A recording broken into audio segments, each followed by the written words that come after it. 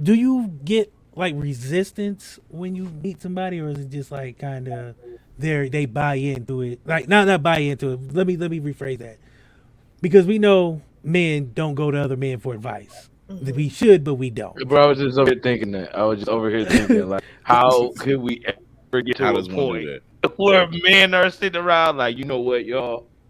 You know what This I'm is how I saying? do I this, got and you know, relationship issues. You know what I'm saying? Like, we got Dr. Kevin Samuels, and we don't even listen to him.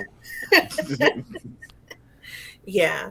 So Um, how are we gonna? But do okay, you get a all lot of right. women who try to downplay what you do? Is my question.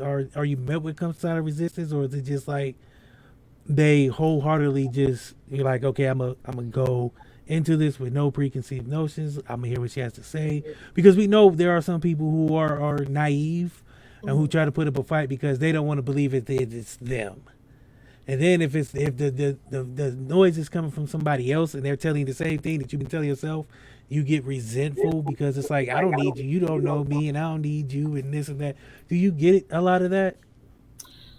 I would say I do in the beginning because, like you mentioned, a lot of women that I encounter think it's the men. And I kind of have to point out you're the common denominator in all of the relationships that you've been in. So it can't be all the men. There are men out there that are committed, that want a wife, that want to have a happy relationship and build with someone. And for some reason, that's not the men that you're attracted to.